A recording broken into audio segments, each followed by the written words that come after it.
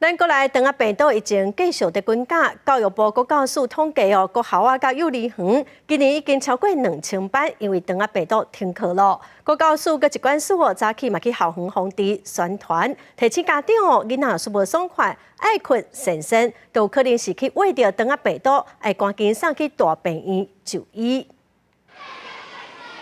囡仔用散文洗手，把细菌病毒拢总洗掉，因为肠病毒已经继续窜悬。伫最近，全国的肠病毒门急诊就医人数连续几个礼拜创要到10年来共期的新高。不管是学习区游戏之后，或者是吃饭之前，都一定要洗手。今年是比较严峻哈，到5月17号截止，目前停班有144班。教育部国教署表示，今年1月到5月，全国自国小到幼儿园总共有2007个班，因为肠病毒已经停课。为了避免病毒因为学生之间的互动而互相传开，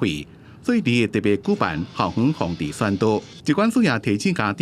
囡仔若感染肠病毒，伫7天内若是有出现爱困、意识无清楚这款肠病毒的同情症状，就要赶紧送到大病院看医生。小朋友的家长呢，如果有发现小朋友有意识不清，或是活动力不佳，或是有昏睡的一个情况的时候呢，就要尽速送医，以减少重症、减少死亡。疾管署强调，肠病毒主要是透过喷口、嘴烂或者是接触传染，上有效的预防方式就是接洗手，做好手的卫生，还有扫的礼貌。